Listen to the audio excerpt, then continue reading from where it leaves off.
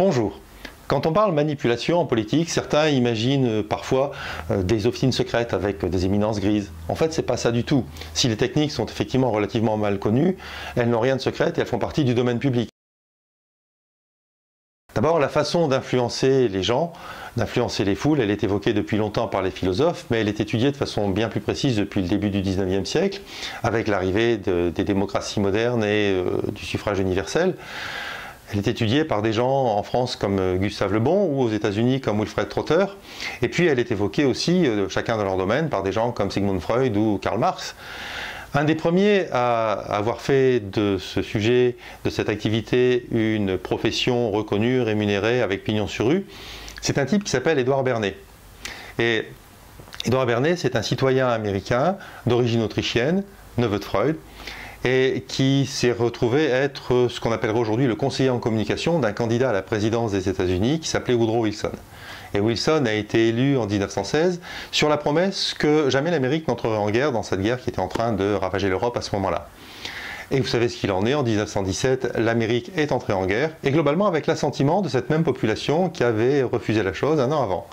Et ce retournement de l'opinion publique, il a été orchestré par une cellule interne à la Maison-Blanche qu'on a appelée la Commission Creel, dont faisait partie Édouard Bernays, qui a œuvré essentiellement à partir de avec des techniques qu'on appelait à l'époque la propagande, à partir en fait d'affichage. C'est là qu'est née cette fameuse affiche avec ce type en haute forme étoilée qui désigne, et avec un texte souvent qui est de nature à encourager le patriotisme américain, et puis bien sûr toute une iconographie qu'on pourrait qualifier d'anti-teuton. Et finalement, ça a bien fonctionné. Et Édouard Bernays a continué, après la guerre, à offrir ses services au gouvernement américain dans des opérations plus ou moins claires, mais aussi à l'industrie, et notamment à l'industrie du tabac. Il est connu pour avoir œuvré pour les cigarettiers qui se plaignaient à l'époque que les femmes fumaient peu parce que c'était mal vu pour une femme de fumer. Ça faisait un peu vulgaire, donc elle fumait plus ou moins en cachette, mais pas beaucoup globalement. Et il a réussi à changer cette image par une campagne du même genre, alors là, en diffusant des photos de femmes très élégantes, visiblement d'un milieu aisé, qui fumaient avec une gestuelle qui est du plus haut chic, et puis aussi en diffusant des photos de stars, et enfin aussi des photos de militantes féministes. Il ne faut pas oublier qu'après la Première Guerre mondiale, c'est une période très active de ce point de vue-là aux États-Unis. C'est en 1920 que les femmes américaines vont obtenir le droit de vote. Et cette campagne va être très efficace, ce qui ne va pas empêcher Édouard Bernays, dans les années 60, de vendre à nouveau ses services à l'État, au gouvernement américain pour orchestrer une campagne anti-tabac. Son métier à lui, c'est de faire croire, c'est pas forcément de croire en quoi que ce soit. Il va théoriser toutes ces techniques de ce qu'on appelle à l'époque la propagande. Il ne sera pas le seul à travailler sur le sujet. À la même époque, un certain Walter Lippmann va lui définir le concept de fabrique du consentement. Quand on publie des choses qui portent le titre « Fabrique du consentement », on parle bien de manipulation, il n'y a pas équivoque sur la question, et c'était public. Le terme va d'ailleurs être pris par un universitaire plutôt classé à gauche aux États-Unis, qu'on appelle Noam Chomsky, et lui, il va reprendre le terme dans le but de dénoncer.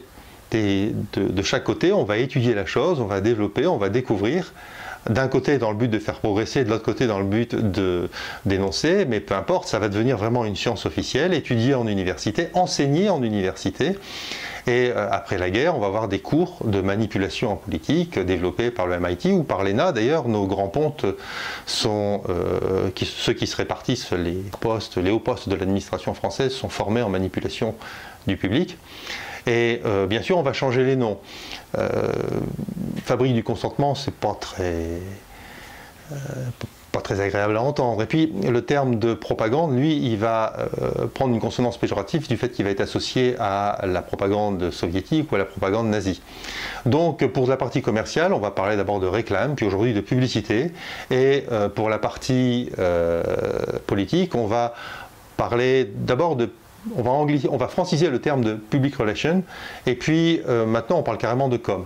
Enfin, vous ne faites pas d'illusions, hein. Quand quelqu'un vous dit « je suis responsable de com pour un grand parti politique », ça veut dire qu'il est en gros chargé de vous faire prendre des vessies pour des lanternes.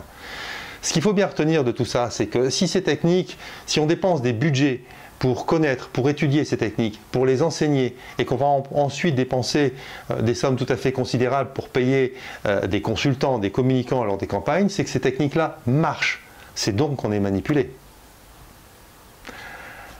Merci de m'avoir écouté. À bientôt.